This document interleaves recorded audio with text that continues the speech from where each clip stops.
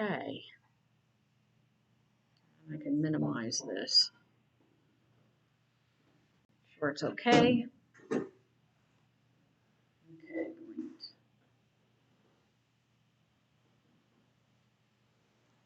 showing that I have a good connection, so that's good. All right. Okay.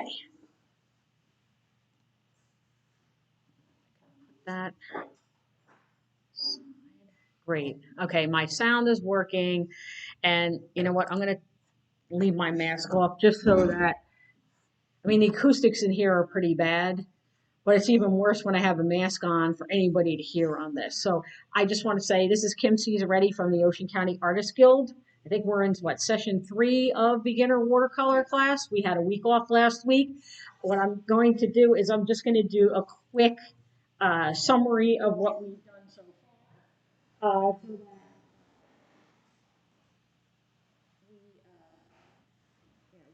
we review. Let me pull some of these out. Okay. All right. So we've done a few of the different washes. We've done the flat wash. We did the variegated wash. We've done gradated and gradated with reverse gradated wash. So our first focus was to master the washes. Next, what we did was we had a little bit of color play. First, we picked like 3 primaries or 3 of your favorite colors, and we did a scribble drawing, and we just worked on coloring the shapes that we created and having some of the colors overlap others so that we could observe how watercolor as a transparent medium behaves when we glaze one color on top of another to create a third color. So, and that's demonstrates to you and shows you the beauty of watercolor, the fact that it's a transparent medium, and in that sense, it's unlike any of the other painting mediums that we would work with that are very opaque, like oils and acrylics and gouache and some other types of pigments as well. Okay, next, I gave you a quick introduction to how to create a harmonious color palette by mixing a little bit of mud and adding a little bit of mud to your pure colors. And you can see here the difference between the brilliance of these colors and maybe the richness and maybe even less saturated feel of these colors.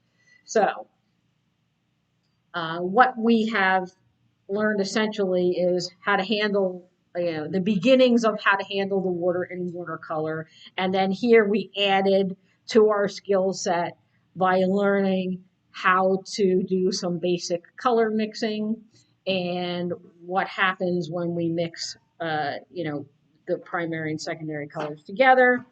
And next we did a mini project where we just did a simple mountain range and used a series of flat washes to create a feeling of space and distance. And then after that, we had a little bit of fun with picking up the watercolor, creating a foggy feel in between the mountain ranges by wetting it and using the scrubber brush. We had that little scrubber brush that I should actually take out and show you again.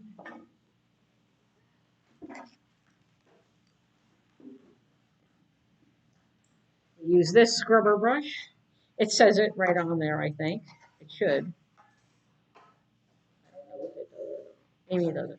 But anyway, it's a flat brush with short bristles with a rounded tip, and that's what makes the brush so stiff. And then two, we just to give you a review of the pickup method, what we did was we took one of our finer brushes, which somehow got misplaced in my pile, but anyway, I'll take this out. And what we would do is after the watercolor dries, in order to make, let me zoom in on this for a sec to give you a review of that. Here we go.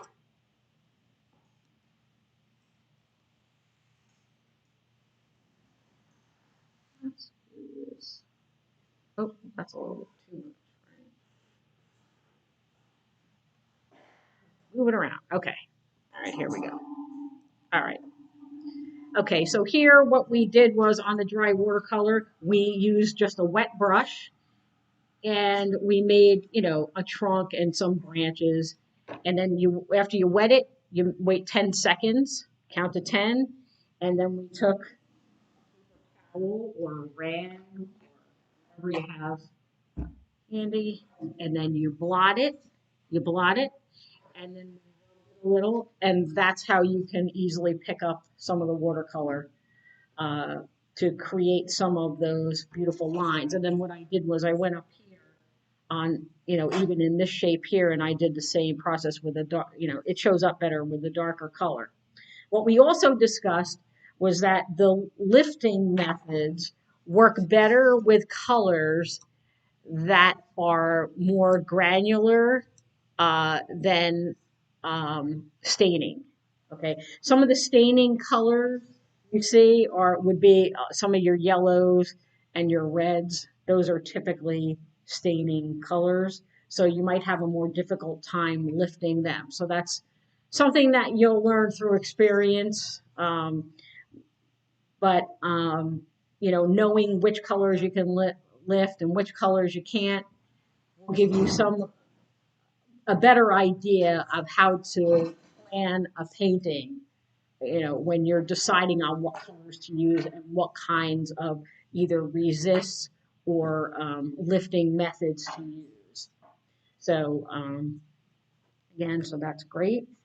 Great that we did that. You all did a great job. And let me zoom back out here and what we're going to work on.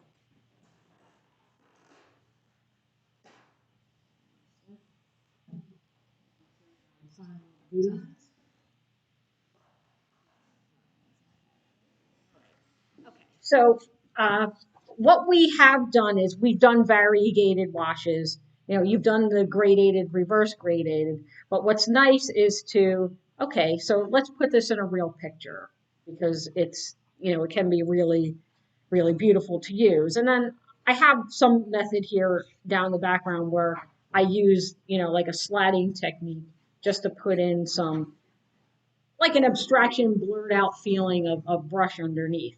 And we don't necessarily have to do that right now. I think I'm going to take that particular lesson and put that in a separate lesson so that we can focus on this and using masking tape first to mask out our branches, our tree trunks. And this, well, this was created first. I masked out the tree trunks, okay? Then I put in the variegated wash for a sky behind it, okay? Then pulled off that masking tape because it left the paper white, and then went in and created, uh, you know, the shading on the trees, which are, you know, like a type of birch or an aspen tree, and all other types of marks to give the bark texture, and added some branches and a few leaves. And this gives you the most accessible, easy way to use a masking technique because you're just using masking tape. It's readily available. You know, we already have it. So, and there are a lot of different things you can do with masking tape. You can even use wider masking tape and with an X-Acto knife, cut little shapes out of it too. So you can, you know, expand your thinking about masking tape. It's not only just for like lines or bands, you can actually use it to uh, to mask out certain areas for a variety of different shapes. So that's what we're going to focus on today, just this technique. And if we get further than that, what I'll do is I'll probably do a demonstration of the fun tree technique, and then we'll do something more with that, maybe in fall colors or whichever you choose. You can use whatever colors you want, but I thought it would be nice to do some kind of a fall type of scene with fall colors and the leaves and things because that's the season we're in, and do a project like that after this. So we're not going to do the slatting right now. We're just going to focus on, creating these trees. But before we go on, what I want to say is we have a tendency, I think, to, okay, we're just going to keep it as wide as the band of tape and not really think about the shape of the tree. Now, you can move the tape around. And one thing that should happen is it should be a little bit thinner. The trunk should be thinner at the top, a little bit wider at the bottom. It doesn't have to be a drastic change, but in order for it to not just feel like three stripes and more like a tree, we need to think of that. And you can also, kind of twist it around a little bit too. They don't even have to be as straight as I have here. And you know what? I'm going to show you what I'll do for that. Let's get some new paper. Who needs paper? I do. Okay. Well, I did not see it. And it's arches. Couldn't really find it. Find a great selection. Line it cheaper, and then everybody can enjoy it. I'm going to get a piece of paper, and I would say divide this in half so that you're not overwhelmed.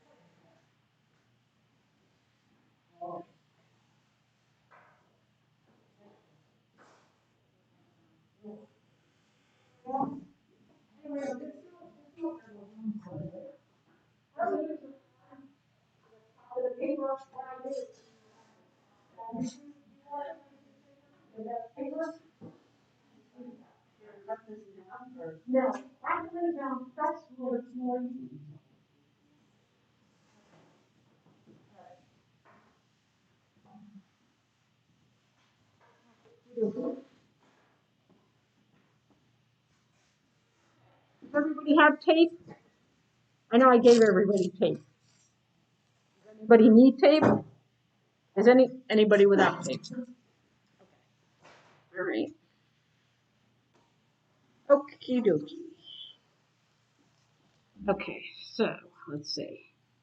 So I would say about the number of trunks. I don't like to have even numbers of things. That bothers me because I feel like if you have an even number of things, then it's like, okay, well, I'm going to look at these two and I'm going to look. It's like you can create two halves of it. And I don't like that. If there's an uneven number, then I'm guaranteed that you're going to look at the whole thing. I don't know if I explain that, if that makes sense.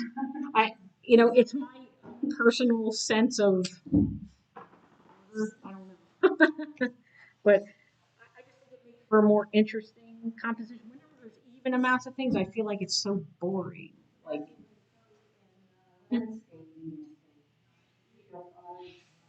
yeah, not an even number. So in this case, we're doing something smaller.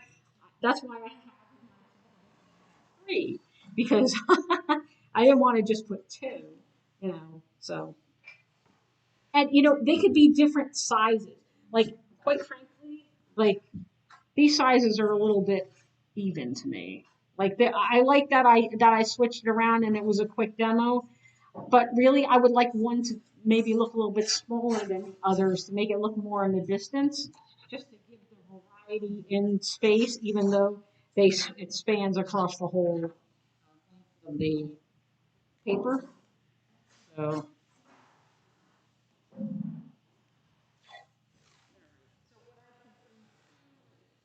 for is I'm going to put this, but you know what I'm going to do is I'm going to make a little bit of a wrinkle, and I'm going to make this a little bit not so bright. So I'm going to come around, and are sealed pretty well. I'll be good.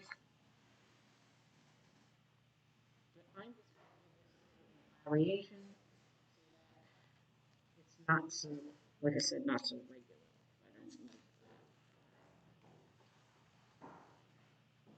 Make sure that sealed. And then I'm going to come in with another piece of tape,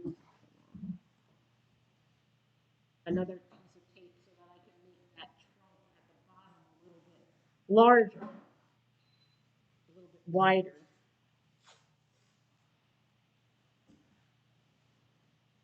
Done a little bit wider, and then I'll make sure that, you know, I go ahead and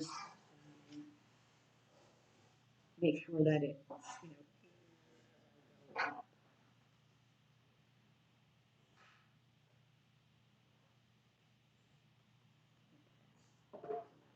once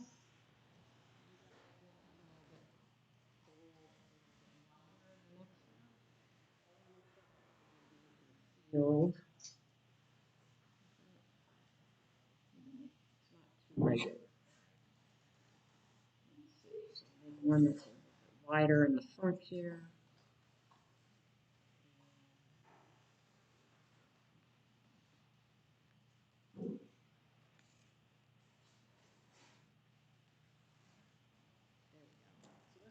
More interesting. And then my first little sample there.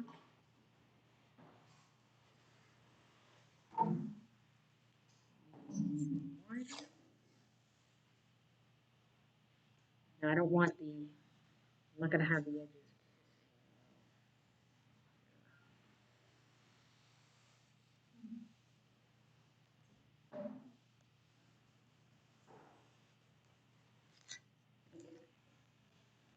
So this black masking tape. They do.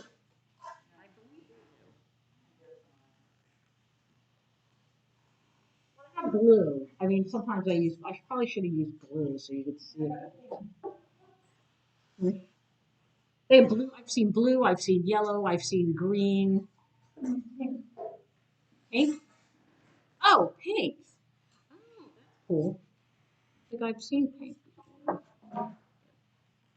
I want this to be this.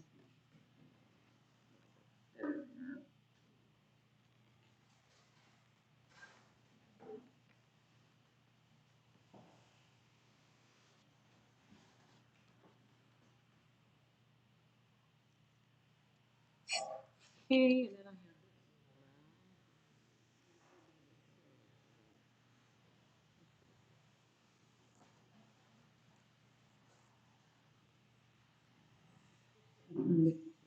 have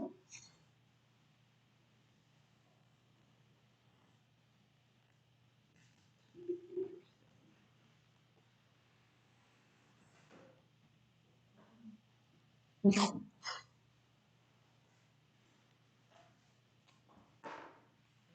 think I'm only gonna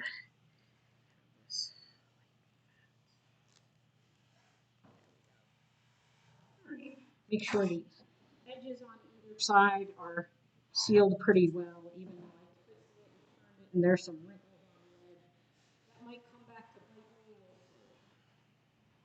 It's a chance I'm willing to take. All right. There we go. Okay.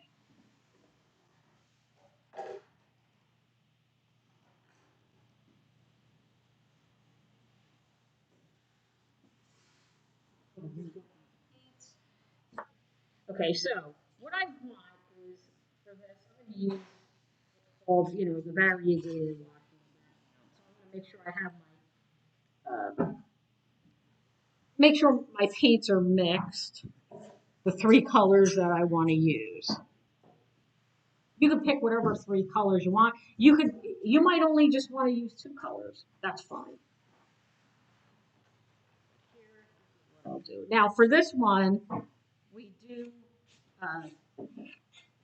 we wet the paper. Remember, with the variegated wash, we do wet the paper first, and then we put in our color for that one. Now, you could choose to do a flat wash over it if you want to keep it one color, that's fine. Or you can choose to do the a gradated wash with a reverse graded wash, or just a single color that's graded. You get to pick which look you would like to go for. I will use the variegated one just because that's just the one I like to use. Does anybody need any paint before I start this?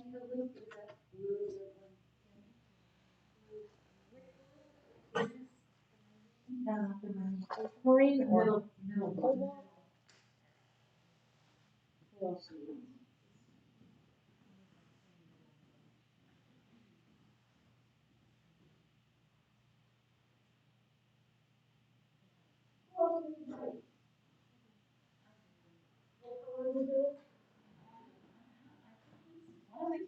Yellow, the darker yellow and the lighter red one.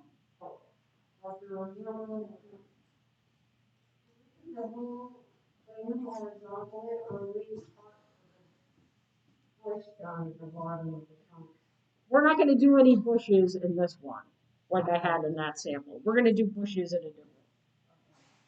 Bushes. Different. Dark. What did you say? The dark. Lighter. Yes, dark yellow and a lighter Lighter red. All right.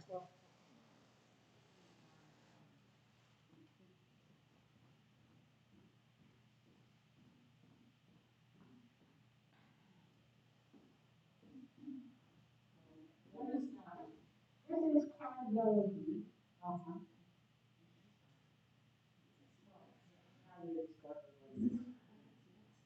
and the red one is called.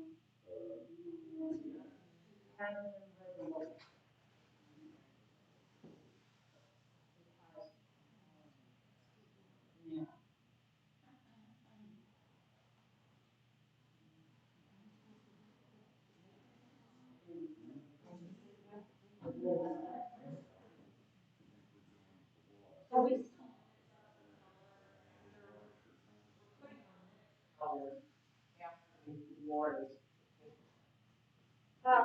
Yeah, right. So you want your colors mixed.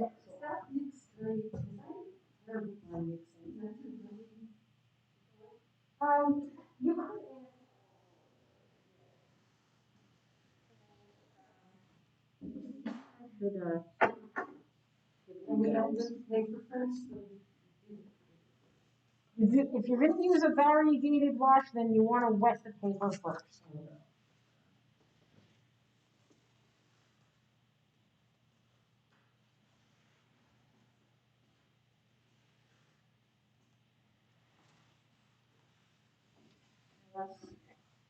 Take some of the keyboard of hair. So that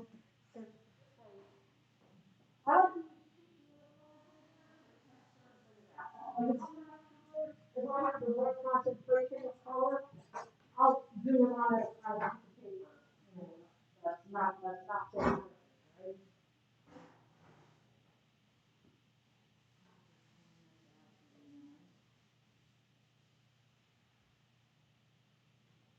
It's good to have that easy. Or failed paintings, the back of them, that's a great, that's a great little,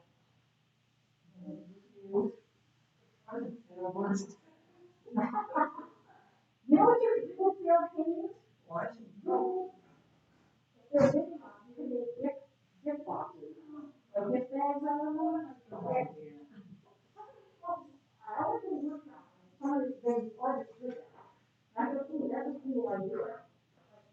Yeah, that would be great to use a painting like that because it's good enough for a gift, right?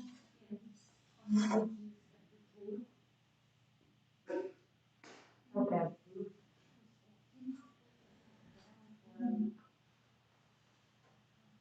Are you doing a wash? Yeah. You're gonna need more water. Yeah. When you see this dark pattern, that means you don't have enough. Well, depends on what kind of method.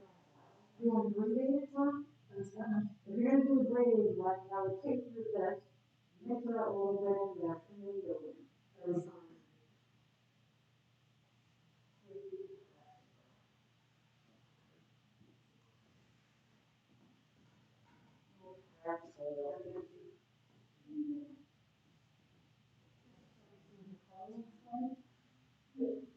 Yeah, this is more, you know.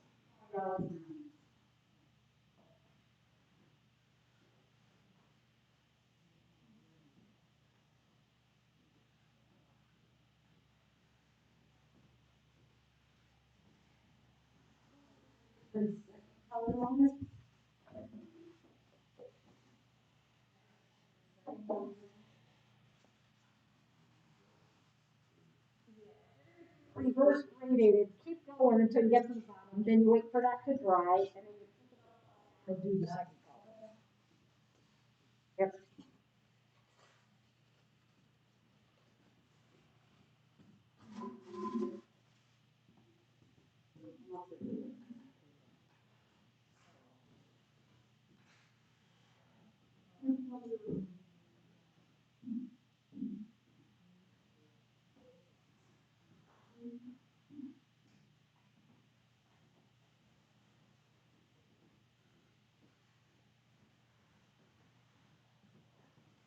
Okay.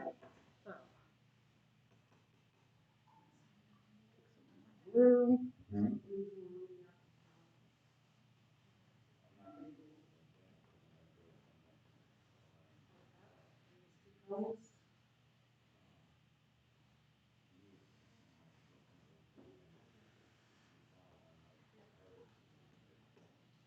So I got some blue. I'm gonna get some red.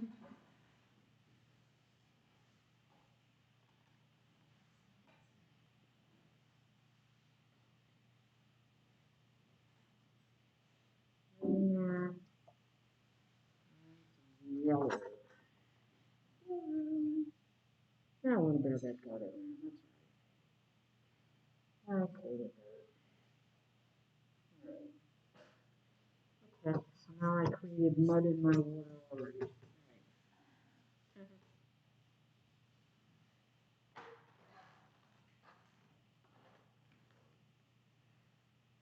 There.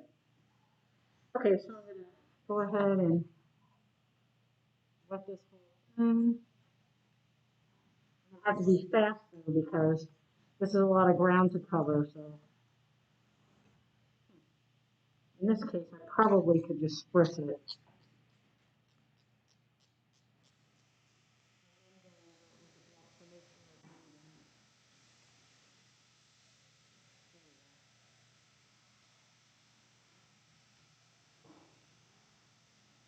Okay, there we go.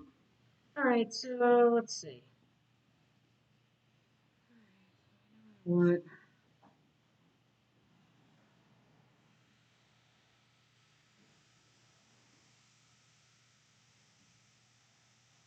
Keep it kind of washy. Maybe I'll leave some white space.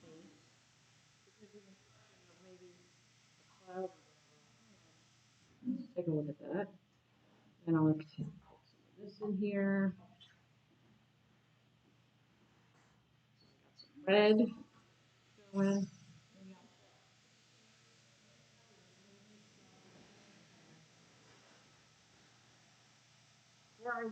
Wherever I feel like it should be.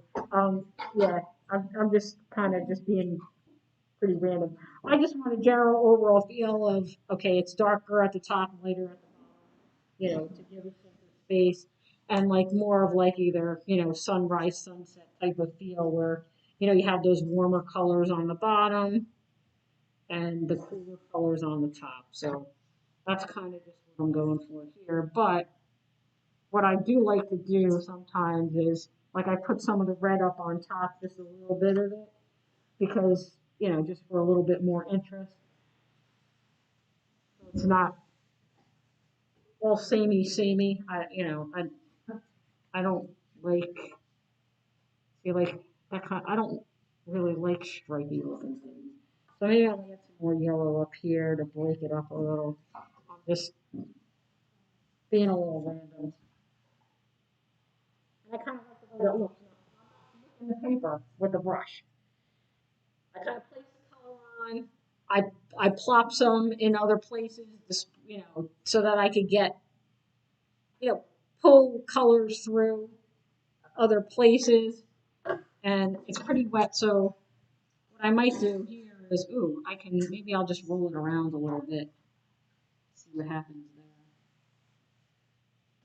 Roll.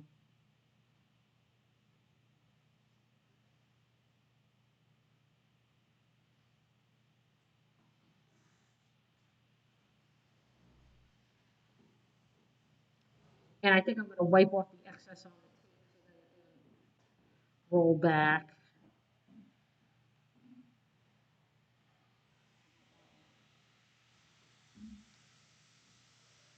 Saturate that. It needs time to disperse. What I noticed here is because I used three primaries in places where it all mingled together, it got a little bit grayer. And you know what? I'm okay with that. If I'm not okay with that and I want to make a little bit more blue, then I'll go ahead and put some more fresh blue in there, and I can kind of darken that up. I don't want it to be too saturated with water. I can go back in it with some thicker paint and kind of play that up a little bit more if I want to.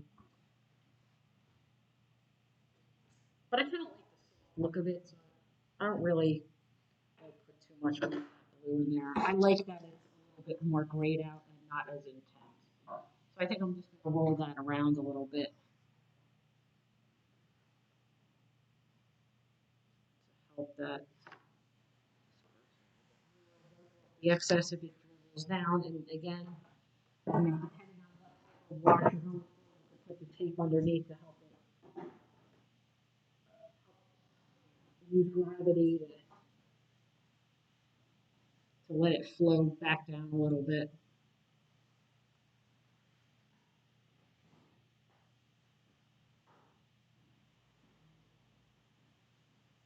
Go in and take this drip off if I don't like that. But I don't want to touch it too much. This is going to dry pretty light. That's okay. Watercolors have a tendency to dry later. Let's take a look.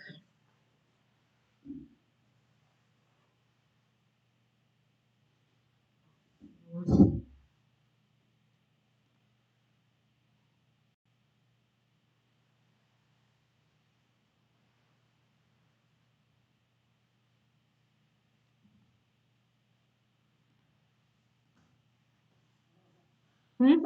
This is so horrible.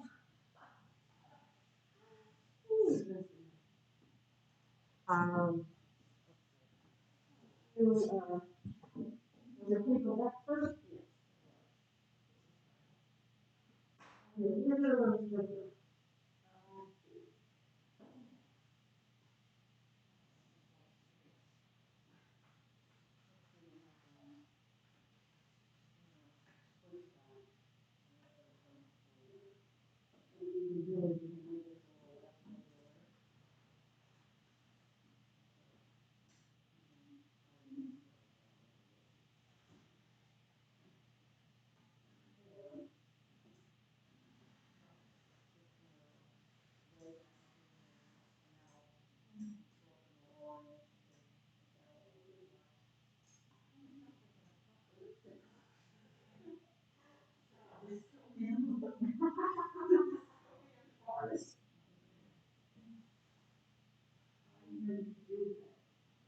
So in this case, you're doing a very good patio dressing.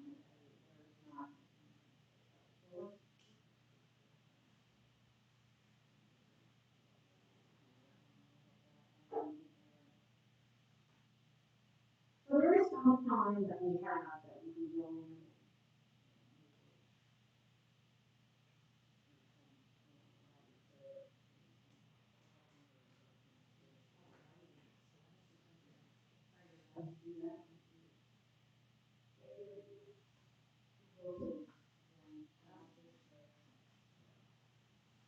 What are these watercolor like?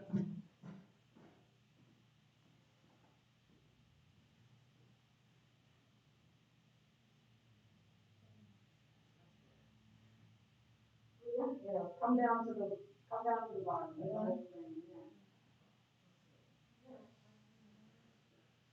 Yes, you would have actually joined.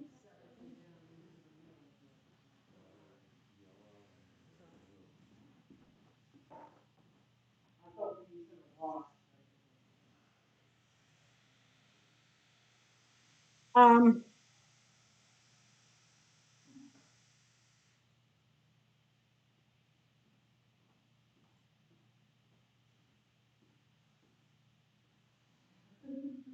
okay, here we go. Up there. All right, let's see what we have.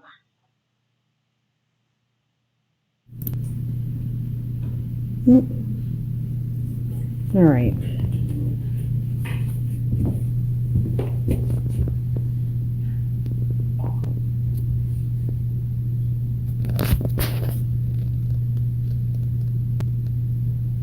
Sorry.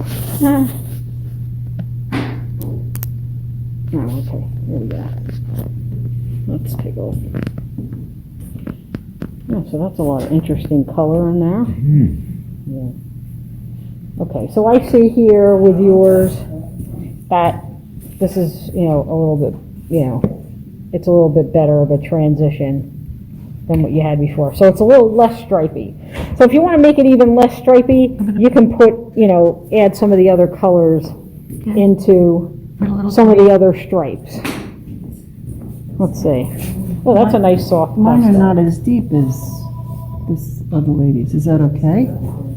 You mean your colors? Yeah, my colors are not as deep. They don't have to be. That Okay. just means that you had more water in your pigment. Okay. Now, if you want to I make should start with a little bit of a drier brush, because I had a very wet brush when I started. Yeah, right. Okay. Yeah, that's okay though. Mhm. It has a nice soft feel to it, and that's okay too. It So I made a mistake. I did it all the way down first instead of using 3 colors, so I didn't want to go back, but I was. you don't have to use 3 colors. Okay. You can just use. I was gonna try making Yeah. it like a night sky, but that's not how I don't like that. Oh, I was gonna put a little black up But- on top, but it still looks. It's still rich and dark. Like you could still have that. okay. Yeah. So I'll leave it and let it dry Like like twilight, that. that type of day. So yeah, that could work. What do you have here? Ooh, that has a neat feel to it. Those colors. It's very warm. It's too light, too pale. I want more intensity, don't I?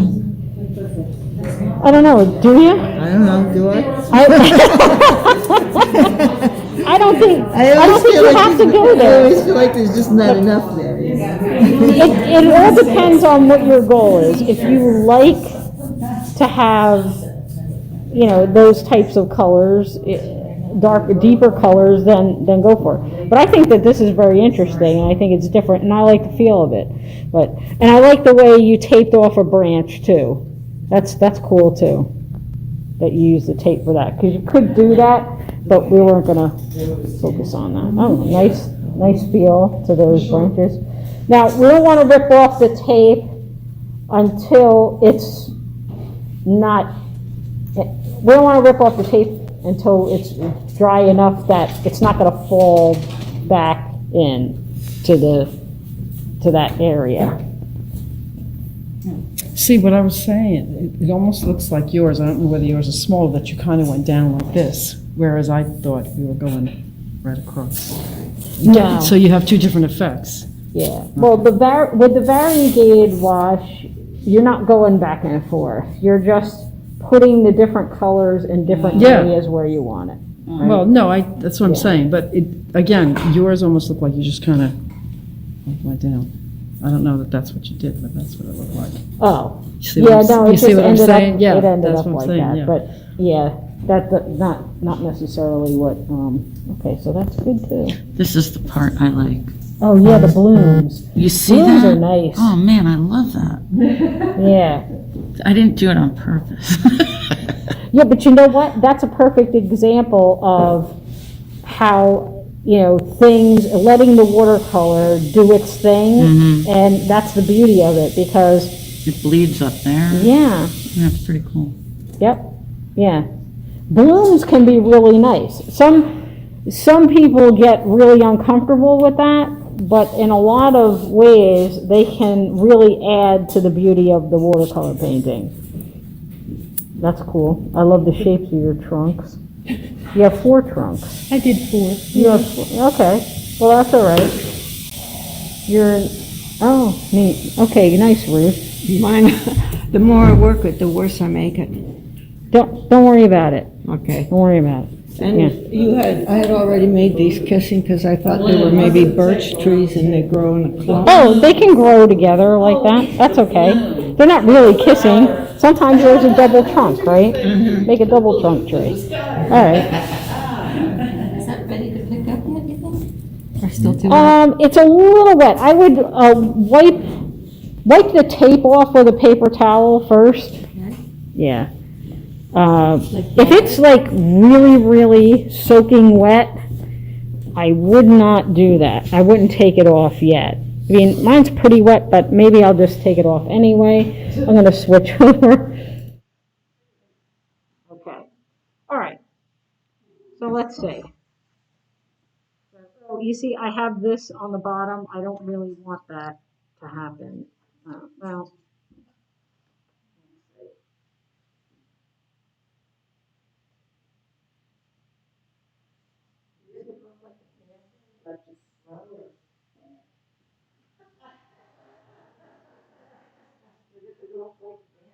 like a Band-Aid. We deal with the consequences.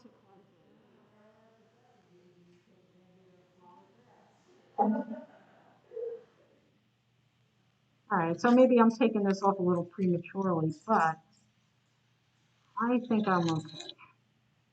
I'm gonna go with that. Oh, I like the shape of my, I like it better than my other demo.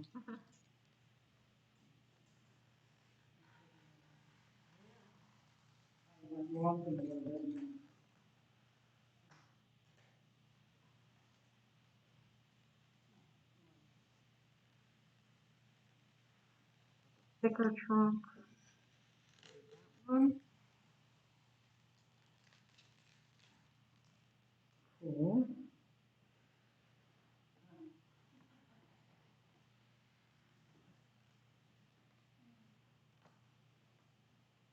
Now.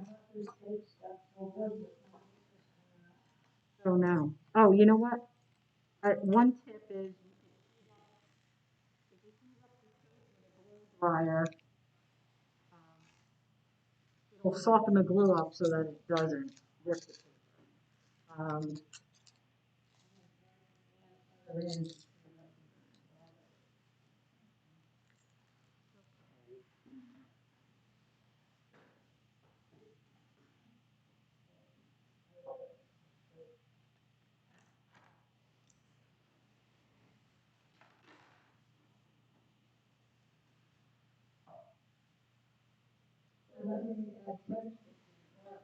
That's right. That's right. That's right.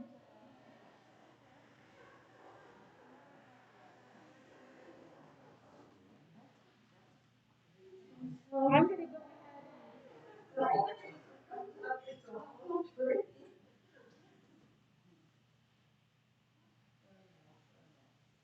I'm gonna dry this because it's really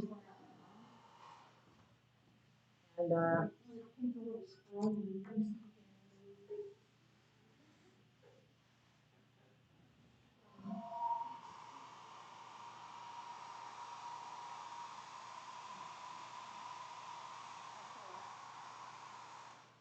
I kind of can't see that. It's gonna blow all over. There's like a drip.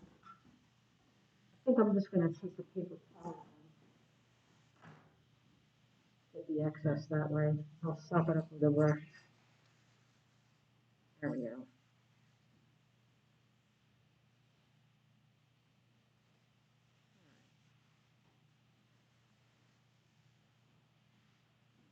It'll be okay. All right. Okay. So the next thing I'm going to do is I'm going to take a smaller round brush, and I have I have like primary colors, right? So instead of using black, I'm going to mix a brown or a gray out of my three colors in order to use to shade my trunks. And the reason why I'm doing that is because if I mix that color from the colors that I already have in my sky, then it's going to be automatically be harmonious. That brown or that gray is going to be harmonious with the colors that are already in my painting. So that's another color tip for you, is that whenever you need a brown or a gray in a painting, see if you can get it from by including the colors that are already in the painting. So now, if you, let's say you don't have all three primaries or a secondary and a primary that would give you a combination of three primaries, well then you could just add like say you have blue and green and you didn't have any reds, right? You only had a combination of blue and yellow that created a green, or whatever. So then you would just to the blue and green that you've already used, add a little red to that, and then that browned out or grayed out color still will be harmonious with what you already have on your painting. So here, I'll just take some over here.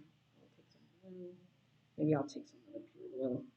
And I'll take a little bit of the red. And you can see how, all right, so now I created a violet. The opposite of violet or purple on the color wheel is yellow. So if I add a little bit of yellow, see how, you can see how gray that turns, right?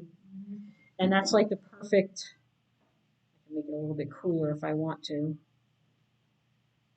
It'd be the perfect brownish gray that I need to shade my trunk. So I want, it's a cylinder. A trunk is a cylinder. So where it turns away, you want that to be a little bit darker on the edges first. So I'm going to go in with my beautiful harmonious gray.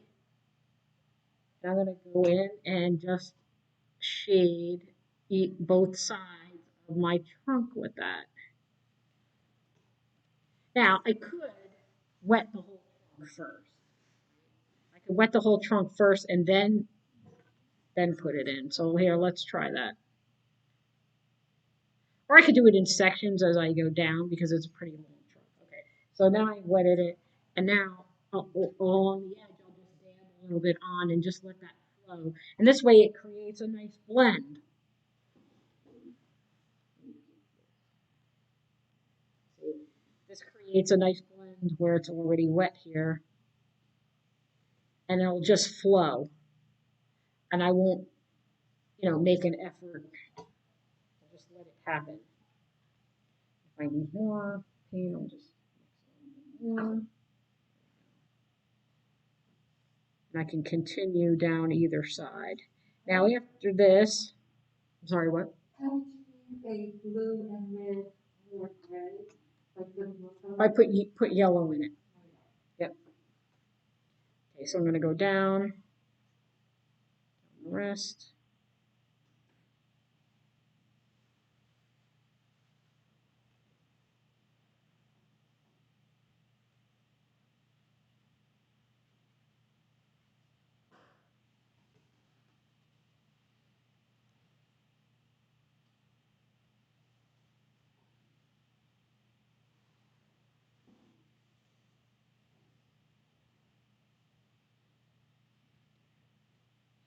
Again, I'm just putting this in. Edges there. And now I have, it needs to be a little bit darker on the bottom there. That, that, that. Okay.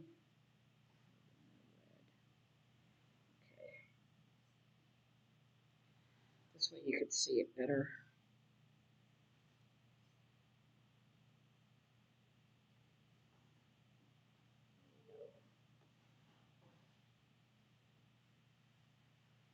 So now I have a cooler gray that I put in there too. So that added some interest. I had a warmer gray and a cooler gray. And of course, because I didn't wait till that was dry, it's starting to dissipate, but Not use the color brown at all. there are some times when I do use it, yes. But I try to mix it from colors that I already am using because it often results in a more beautiful brown than from the tube. Because if I had used, all right, I have burnt sienna here that I could have used, but it would look more out of place and it would stand out more if I had used that instead of the beautiful colors that are already in the sky. Because in theory, okay, color reflects and bounces around, okay? So, and it'll bounce from, it bounces from one object to the next too. Like if you put an apple and an orange together, for instance, you're going to see some of the red reflected in the orange and some of the orange reflected in the red of the apple. Um, if you put something, if you're doing a still life and you put a white object next to a color object, you're going to see light from that. Let's say that it was an apple next to a white cup. You'll see the red from the apple reflected in there. Well, the same thing happens out in nature. All of these colors are bouncing all around. So, um, and that's why it's so aesthetically pleasing. It's much more aesthetically pleasing and much more convincing when you use those colors.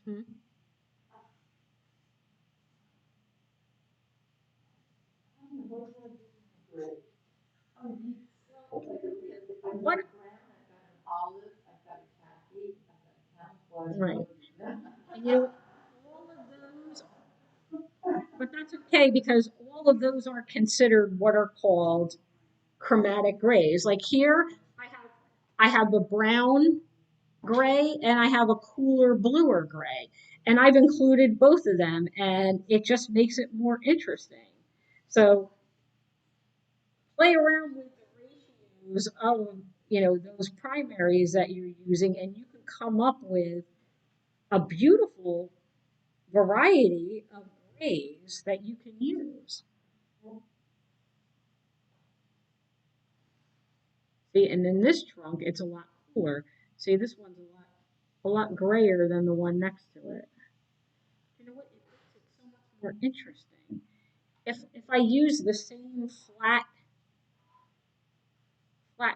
color, then I don't think it would look as nice. I really like having this option of using all of these different grays, warmer grays, cooler grays. They're all so beautiful. And so much more beautiful than anything you could squeeze out of a tube. So I think I want to add a warmer. So I'm going to add a little bit more red and maybe a little bit more yellow to this. And now I'll get more of a brown. And I can put that in here too. And wow, I love the way that looks. Just having the variety of those grays is so much nicer than just having that one cool gray. And I just place it on the edge and I just let it dance with the other colors there. And I just feel like I'm getting a much more interesting feeling.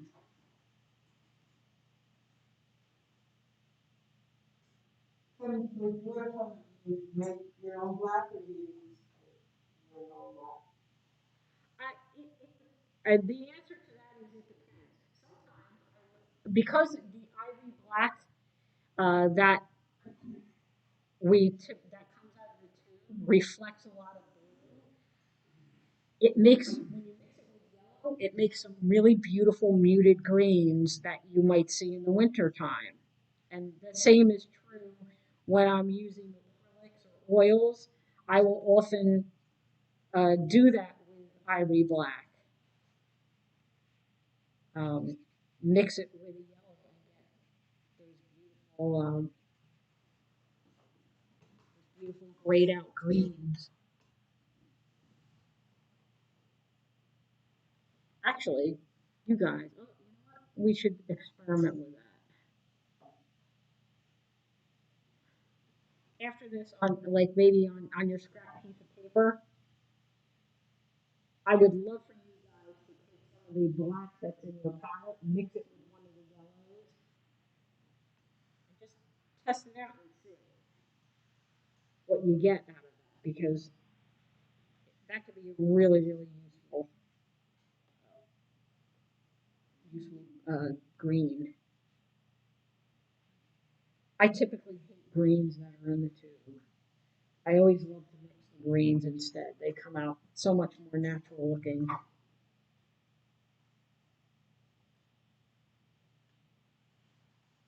Here, in this case, I'm going to mix a normal brown. Add that. Yellow or you want yellow? Try either one and observe the difference. You could use either one, it's fine. Okay, so here I gave my tree trunks the feeling of a cylinder just by wetting it and by adding, that gray to either side of the trunk. Of course, we're going to need to add some texture, but for that, we need this to dry more.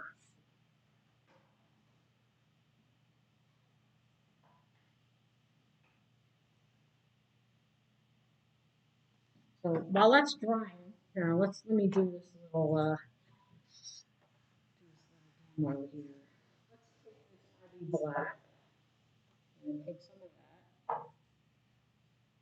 and put it over here. Mix that.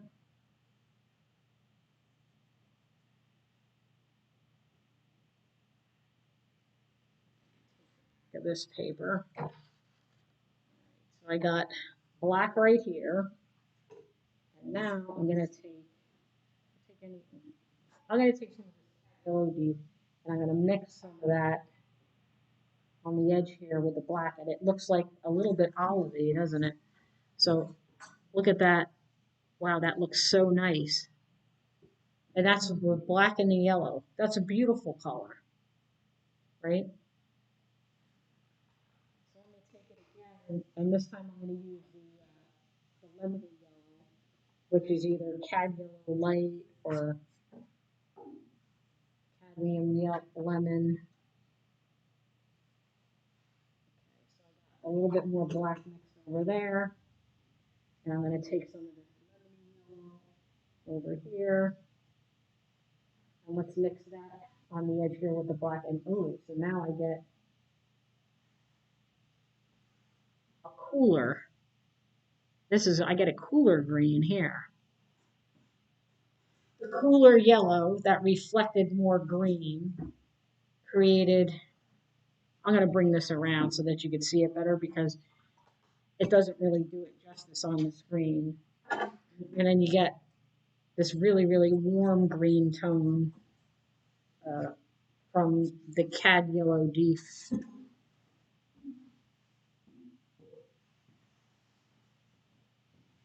This is the black of the cad yellow deep, and that's mixing it with the lemon. You can see it's a very beautiful color in that.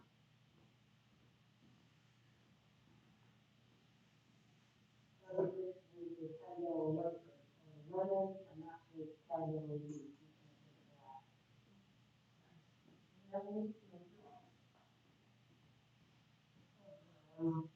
Yeah. You would think you're not connected. No.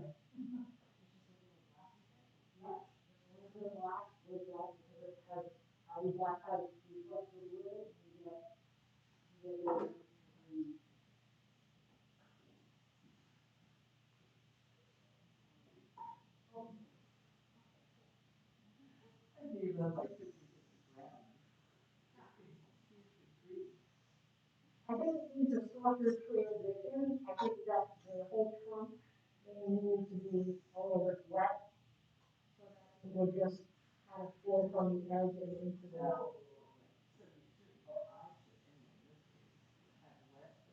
like a whole column. You could do it in sections, but just move from one side to the next, and we'll just add that color to the side, and it'll pull into you. That's a nice color. That was one of the, and another, similar effect that,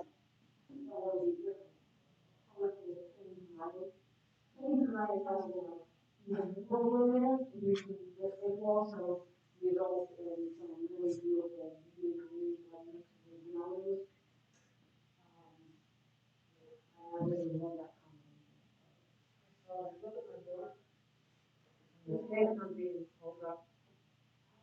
Yeah, it looks cool. I think it does too. It looks like fun.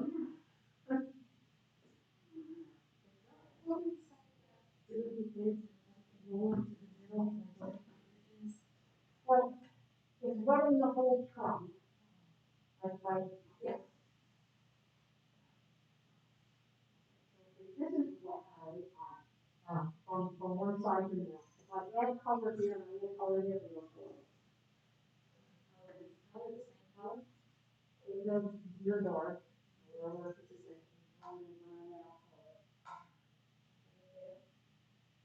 Yeah.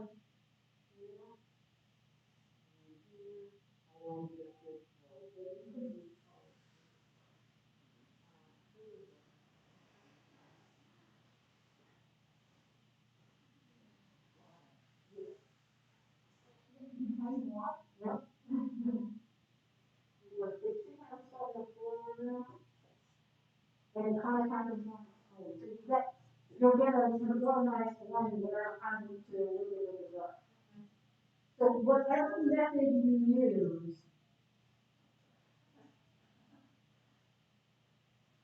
the one that results in the least number of licks on the paper. That would be my advice to you. You want to look, you always want to look for opportunities, to let the watercolor work for you. And that's just one of the ways that it happens. We wet the trunk first, whatever section. You could do it in sections, start at the top and go all the way down, whatever you want to do. Wet it, then add to the either side, and then it automatically flows for you. You don't have to do any more work than that.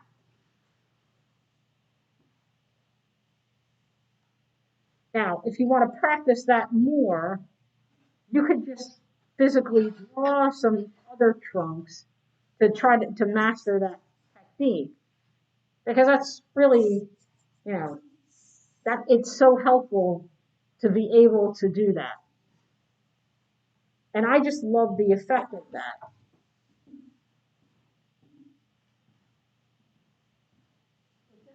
It's such a soft transition. When you just let them color,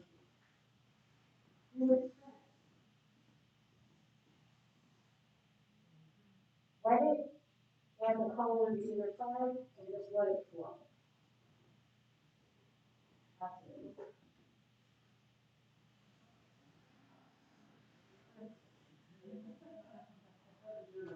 That's what it is. Yeah. A little free.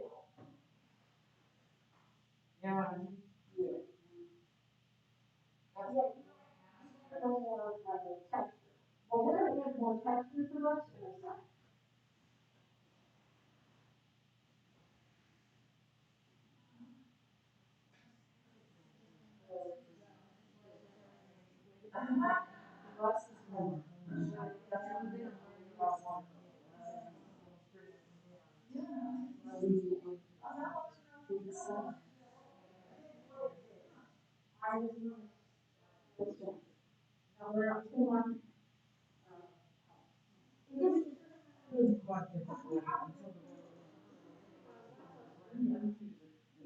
It really does help us.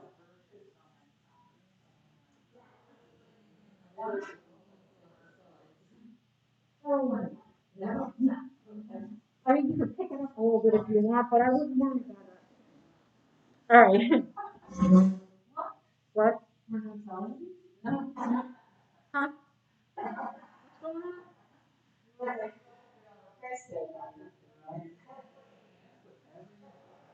I said it's just practice, we're not selling it.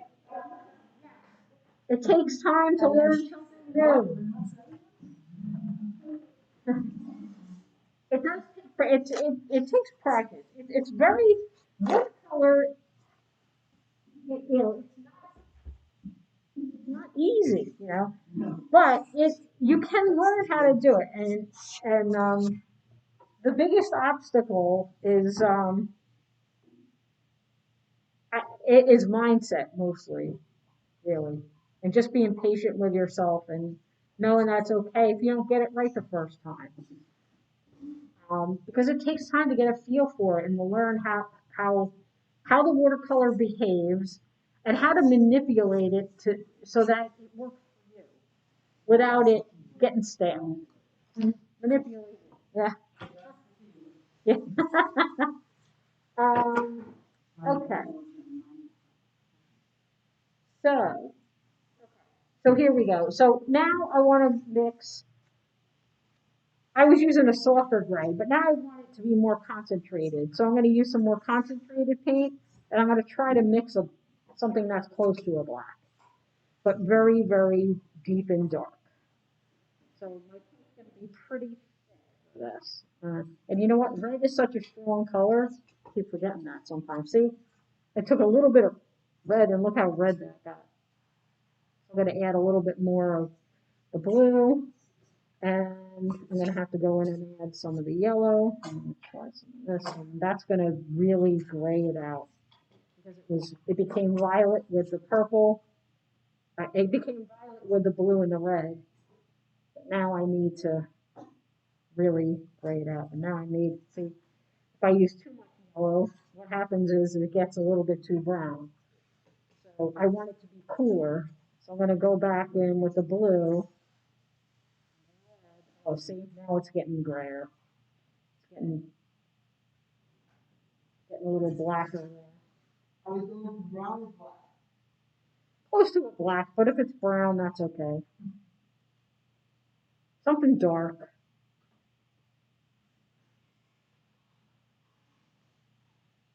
Now, if it doesn't get dark enough, like this is pretty good.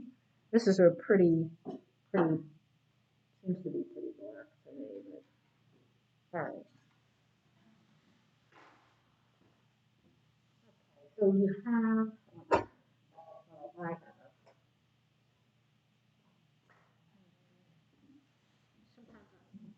I'll show you this technique with a credit card.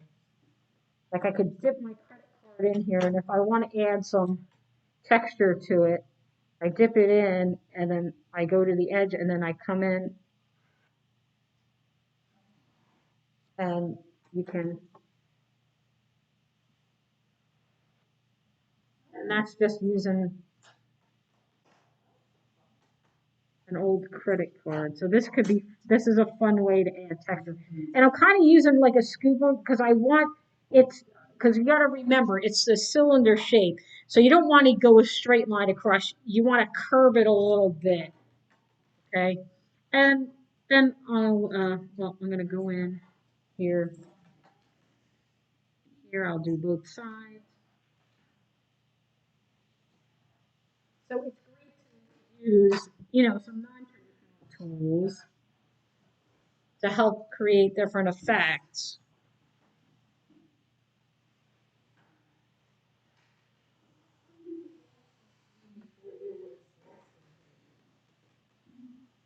I don't know. I think they labored a lot more than we do.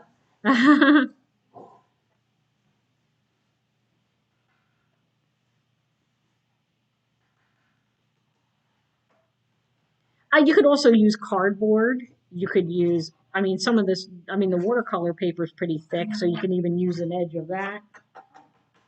You can try that out. I would say experiment. I do want you to experiment. Experiment with different methods of making marks.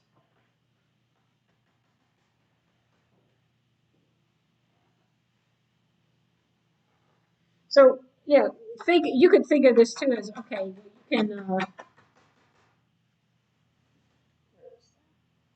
you can even print lines with a credit card. Here, I'll shoot here. Let's take that.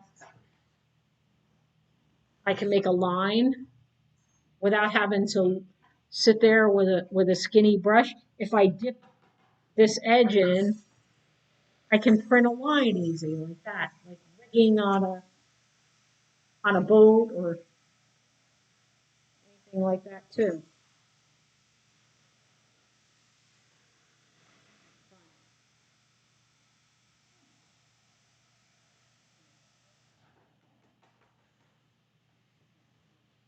I think this is my favorite way to create birch bark texture. It's just so easy.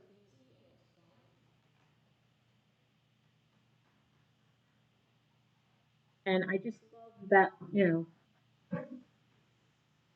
there are some tricks that we can use to make some of these jobs a lot easier without spending hours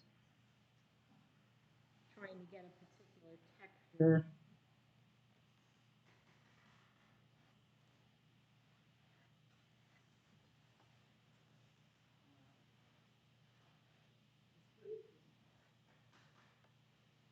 You could also use like a large flat brush and use that on the chisel edge and, work in a similar way, but it's just so easy to just pull this out and do it.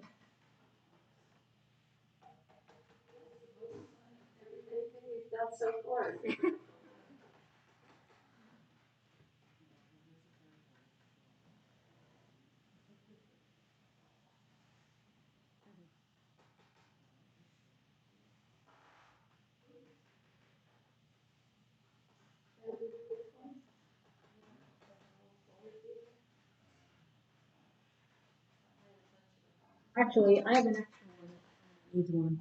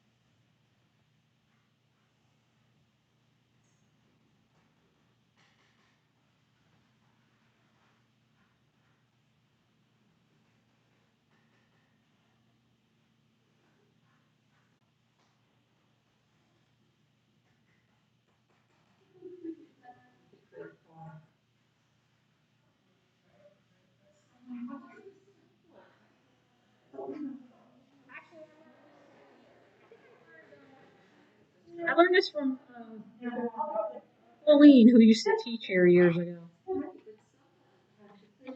Yeah.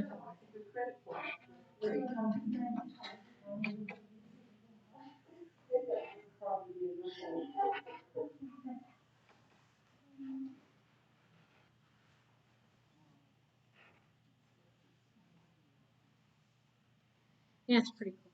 And go back in with some of that dark color, and you know how sometimes there's like little spots on the. You can go back in this way, and just add a little bit more variety there.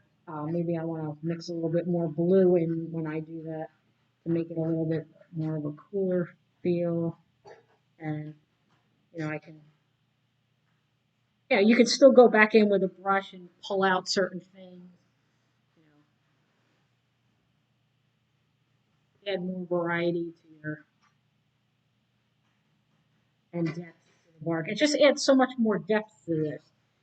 We started out with a totally blank stripe, and now we have, these beautiful little tree trunks.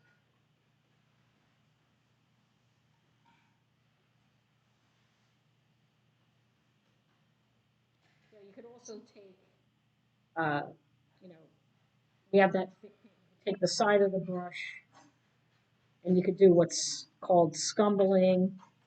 I'm using like the side of the brush, I'm holding it, and I'm just making some other texture in like a cooler, bluer type of gray, and that's adding a little bit to it too. That's cool. I like that. Just anything. You add variety to something, and um, and it really kicks it up a notch.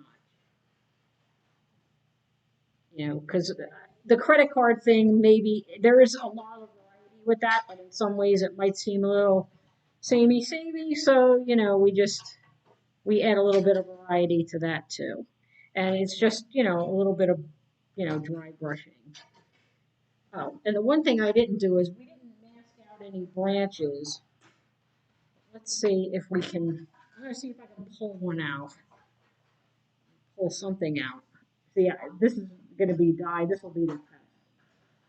Okay, so I got red, which is kind of a dyeing, staining color. I'm not sure if it's gonna,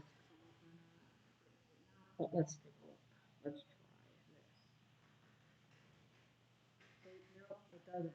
It doesn't really. Nope, just a little bit. But even with this brown, I can still suggest you could still pull out some a random branch here and there.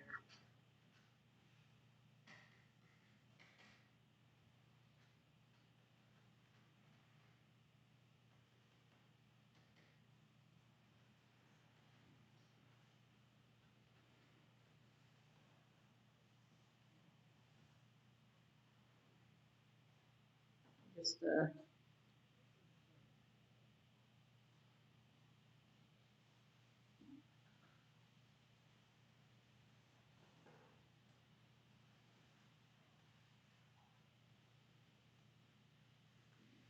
I could add some leaves.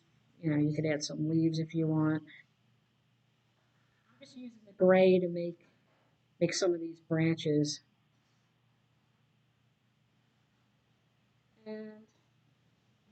And let's take some green, maybe some gold. I mean, I think birch turn yellow, don't they? So I can make it up more on the yellow side and just give a suggestion of that here and there. Hmm?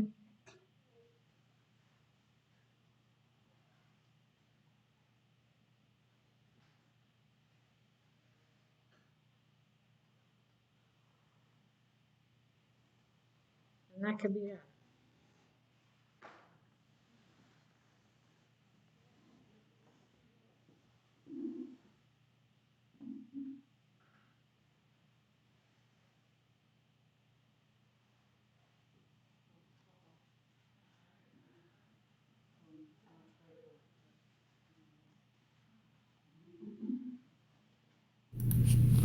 Okay. All right, so we got our tree trunks and our sky. Oh, that looks really cool. Oh, thanks. Yeah, nice textures on there. Nice. I'll just keep adding to it. I love it. Good job. Thanks. Let's take a look. Ooh, this looking good too. Look at that. Yeah, but you know what happened?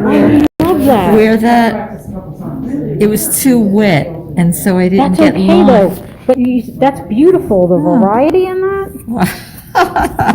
It's nice. You know Some what? would It's say nice. variety must be a nice word for inconsistency. No, that's beautiful. It's beautiful when you have soft and softer edges, harder edges.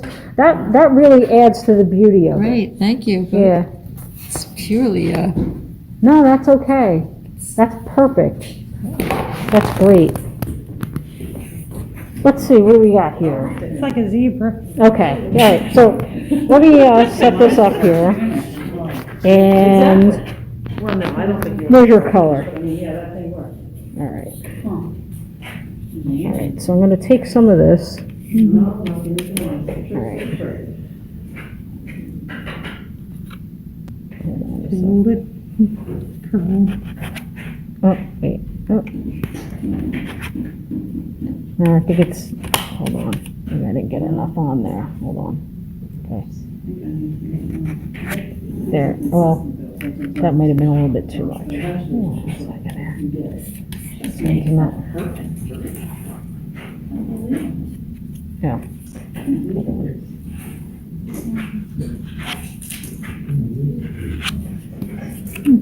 Maybe we need the card. Yeah, I think the stiffer card seems to work better. Yeah. Now, let me give you one of mine to try. You do? Yeah. Yeah, I think that'll help if it's a little bit more rigid. How's it going now? Well, I made a bit of a mess, I think. We tried it with this card, which is cardboard, it didn't work. Then I tried it with this, and I couldn't get it to work, so I ended up with this. Okay. And I'm up to my old stunts in that I get a pattern going. Oh, yeah. And- Marching soldiers. Right. That's okay. But that, you know what? That could be easily remedied because, Take some and put them all the way around, or? or what you can do is soften up some of them or combine some together. Oh, I see what you're doing. You know what? If I connect some of them, then It it's takes not that as away. regular. You could Yeah. take out the regularity and see that already is starting to look a little. And then I made this one lighter, trying to get it so they weren't all exactly in a row, but that didn't work neither. It doesn't look like it's further back.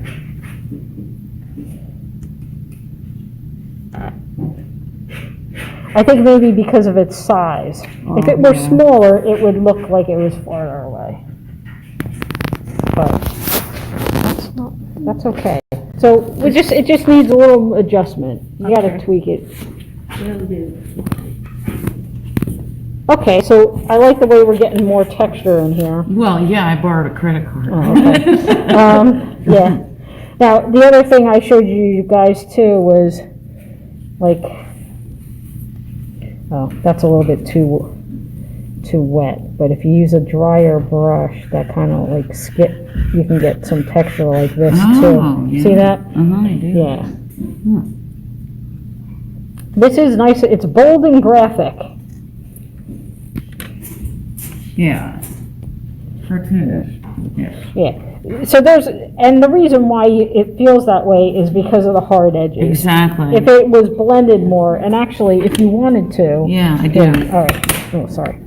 You could take a damp brush, and you can go in and soften some of these edges. Yeah, I was See doing that over there. 'Cause Yeah. it was just too much. You can scrub that a little bit, by softening it up, and also by, all right, if it is wet, you can go back into it and make that transition. So let's just say here, all right, say I wet this all on top. See that? And maybe I scrub that a little bit, and I scrub that a little bit. Then I can go back in on top of that, and now create more, and now that will connect that to that, but in a softer way. So you can if you work like that. It does look better. Yeah. So there's a way to improve what we have if we're not happy with it. So it's not completely unforgiving. Here you go. Thank you. Oh, no problem. Like I said, it's just getting to know the medium, what its limitations are, and how we can stretch it to do what we want it to do. Yeah, I should have made them go all the way up. That's okay, though. They look all right, though? Yeah. Oh, they do, look at that. Hmm? They do. See, it's funny, you need a more perspective. Yeah, they Right. look fine. What's important That gives in you more art perspective. is you need to step away from it. Stepping away, distance gives you a better perspective. Okay, so we have a variety of stuff going on. So, but, which is good because, but you know, now, I like what's happening on this print. I like that there's a variety of textures there. This one is more straight, but when you're using the credit card, just make sure you're giving it a little bit of a curve to emphasize the cylindrical shape. Yeah. Cool. I'm finding watercolors very frustrating because I have worked in other mediums. Yeah. Well, And I didn't, it's a different the animal. mixing that's the hard part for me. Anyway. Yeah. Well, it is a different animal, but give it a chance because it's such a beautiful medium, and with practice, everybody will get better. You will get better. It's just, you really just have to get used to it and get a feel for it. Yay! Oh, look at how pretty. Yeah, I love all the different varieties of textures, the soft and the hard edges. I love that. Yeah. Are we going to do leaves on it? You can do leaves if you like, But yeah. I don't even know how to do leaves. I've never done a tree in my whole life. Oh, you've never done a tree? Never done it. Well, what I could tell you about leaves is, let's see, where's a scrap paper? Yeah, right here. Yeah, give me a scrap paper. Thing about leaves, and let's just use what's here for a minute. Hold on, sorry. Let's get some more yellow. All right. The thing about leaves, well, Left-handed? yeah. Wow.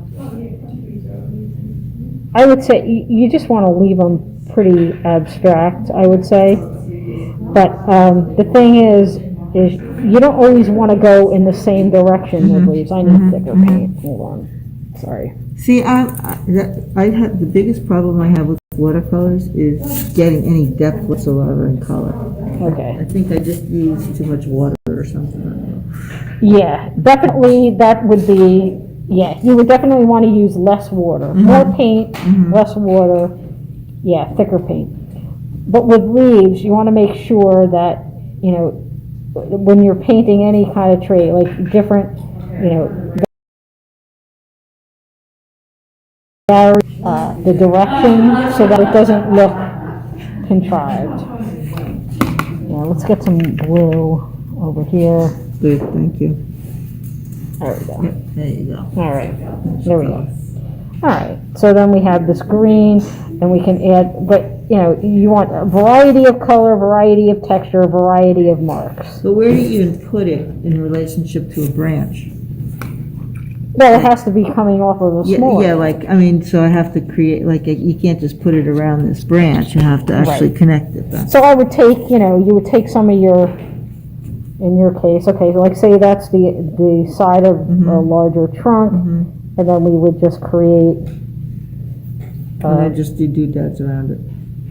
yeah, like, you know, little branches coming off. That's really too many for this illustration, but hold on a second. All right, so if I take that, then, all right, so in this case, you're going to have very few leaves coming off, and I'm changing the direction, you know, and giving. And that's how you get the feeling of leaves. You're going for, when you're doing leaves, it's like more the feeling of the leaf. The feeling of leaves rather than thinking of individual leaves. That, which I know seems like a strange way of putting it. We want the feeling of leaves or the impression of leaves, but when we paint them, we don't paint them thinking about this is an individual leaf and I'm going to paint that. And when you're using the brush, like I was just saying to Mary Lou, let me get the brush again and I'll show you here. Okay. Whenever you're doing leaves, you want to change the direction of your brush. You know, are you going to use a little bit of the point, the full head of the brush, change the direction to make the leaves, you know, so that everything doesn't look the same and it doesn't look contrived. We have a tendency to want to do this because how many of us have watched Bob Ross and it looks like he does that. But if you really look at it, you would know that he didn't do it. But we have a tendency, okay, I'm just gonna put leaves like that. That's gonna be my leaves. See how that's all in one direction? That doesn't look as natural as the leaves next to it or the leaves down here in that corner. See that? Which looks more realistic? The one where I just tapped in one direction, or where I changed the amount of pressure and the direction of the head of my brush? So, yeah, so I would practice that on a piece of scrap paper. Practice, making those different shapes and going in those different directions, using a lot of pressure on the brush, picking up a little bit on the brush, using more of the point of the brush, and getting all of that variety in there. That's going to really help you make trees with leaves that are much more convincing. Thank you. That's great. Awesome. Can you just give me a 20-second how to make a branch? How to make a branch, okay. Yeah, like All right, I'm going to take some. You got I'm some losing of the this? color, yeah, it's down No, in it's there, it's the good. darker one, okay. You got plenty. All right. So, here. Well, I could do it right Okay. here. Okay. So I'm going to do it right here, and you're going to do this. Okay. So I'm going to start out with a lot of pressure because it's going to be thick where it's attached to the tree. Okay. Then I'm going to pull up, and I'm pulling up on the brush to make it thinner. And then I'm going to change direction, be very angular. And as I'm doing this, I'm going to keep pulling up I see. on the brush so that my branches, as I go out from where it attaches, gets thinner. And then I can add, more. But you see how I'm being very angular? A lot of people have a tendency, like they kind of want to make their branches like that. That's probably what I would have done. That doesn't give you a natural looking. What does is this very angular transition. Yeah. See that? Is everybody watch very angular? And I'm pulling as I get to the end. I keep pulling up on my brush so that I get a thinner line, a thinner and thinner line. So I'll do that again. How do you make a branch for those leaves that looks more natural? Okay. All right, I'm going to turn it this way this time because I'm left-handed, so this is easier for me to work this way. Okay. All right. So I start out with the full head of the brush, and I'm going to pull up a little bit. And then I'm going to start to pull up on the brush a little bit, change direction, do another line, pull up a little bit, change direction, pull up a little bit. See how it's getting thinner because I keep pulling up, change direction. And I'm being very angular. And I'm pulling up more and change direction, then that got thinner. And I'm going to change direction here. And then here we can see, and then I can make those really fine branches if I want on the end, and they all look pretty natural because I'm being angular. I'm not going like this. Oh, sorry, like this. See that? That doesn't give you natural looking branches. The angles and the transitions do.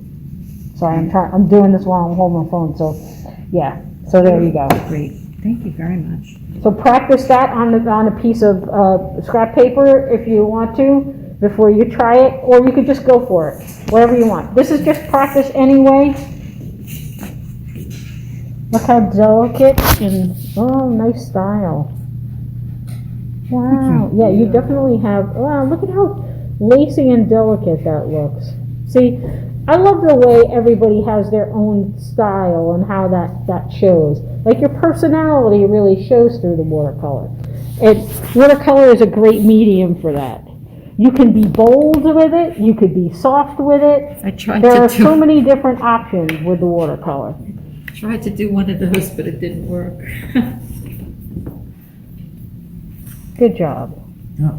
Those are some nice looking little branches sticking out of I there did too. do 2 branches. Yeah, cool. I didn't dwell right. too much into branches. Great. Happy to see you guys practicing.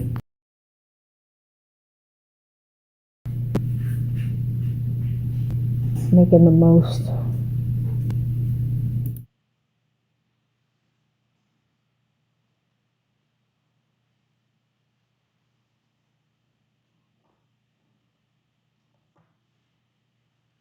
Trees are hard.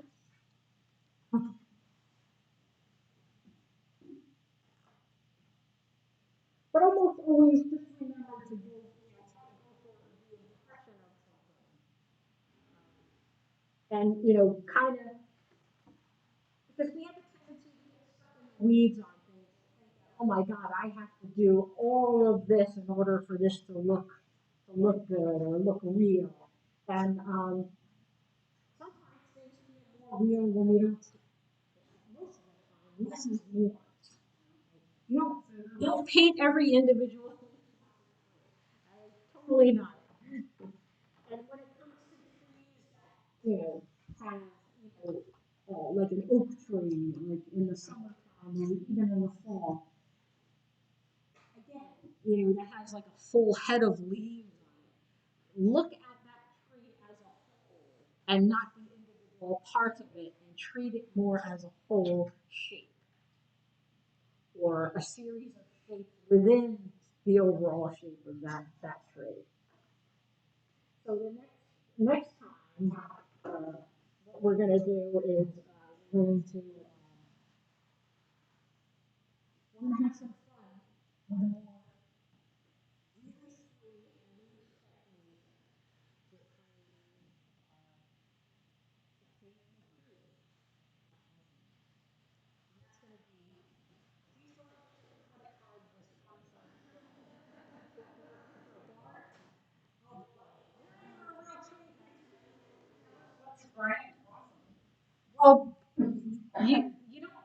There's going to be a lot of splattering going on, so don't wear anything you care about because it's everywhere. But it's going to be so much fun. Oh, when I first started it was like, oh my God, I was like, where have I been all of my life? And I've been trying to paint trees any other way than this. I mean, really. I know it sounds silly that you can be that excited about something, but my God, it just felt so good to do that.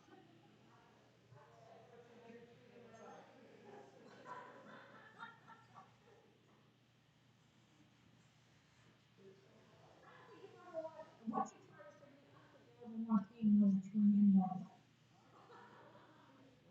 At least not with water.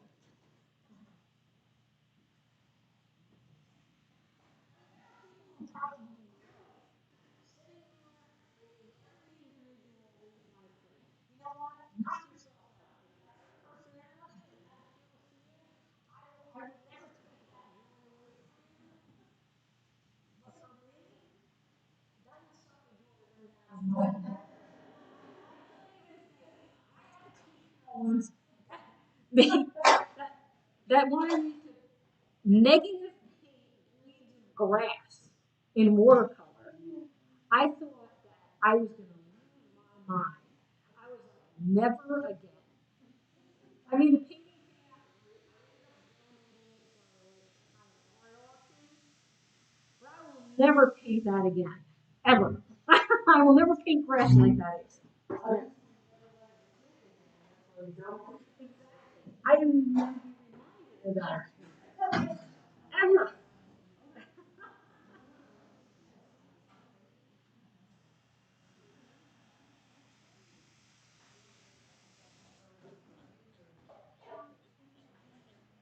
One time I went to dress up in Rome, and there was an exhibit of like science art, art,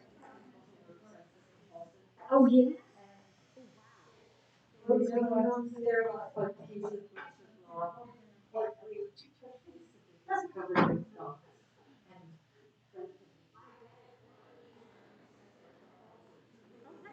Really?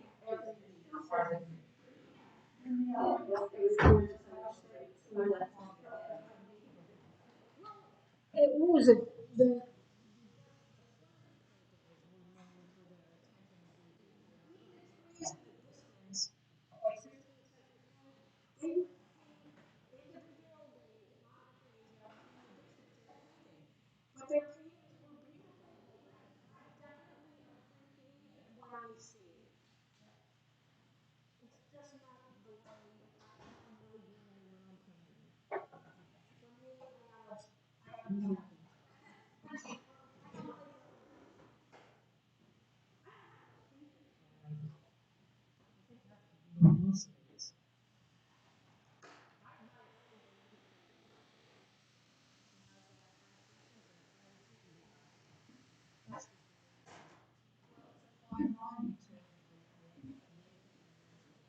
Yeah.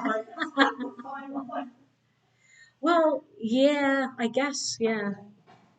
But you know, when we look at throughout history, we see a lot of mental illness in some of the artists from history that we absolutely love. And you know what? It made their art great. That became, it was a part of them, and it became a part of what we loved about their art. Yeah.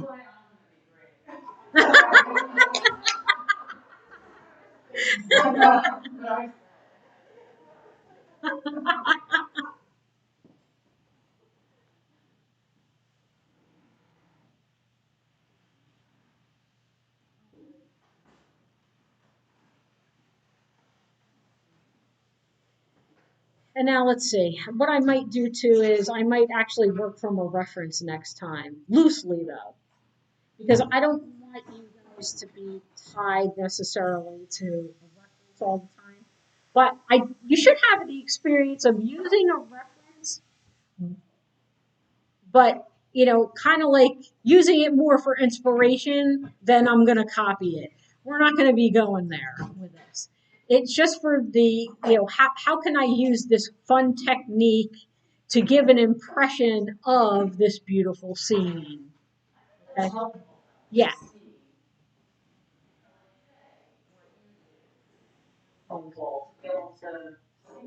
Thanks. Yeah. Yeah.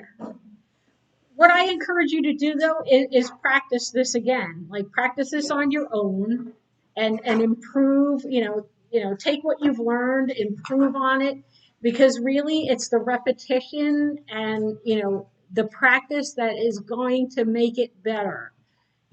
Looking at doing this the first time, it's not going to be a masterpiece, but you can really improve just with practice.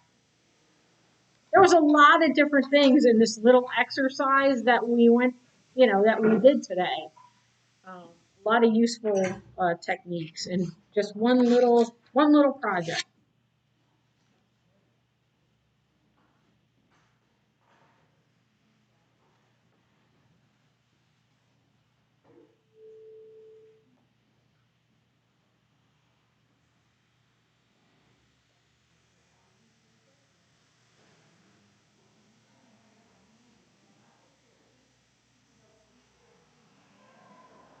No, yeah, with this you really don't.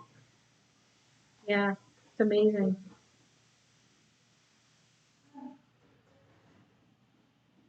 You really can't beat the easy cleanup and the portability of watercolors. And the fact that, if you want to, you can use it opaquely. You can, if you'd like, if you're not a loose type of painter. I know a lot of watercolorists who are very tight too. So, you can modify techniques, glean what works for you and what fits your artistic personality and goals.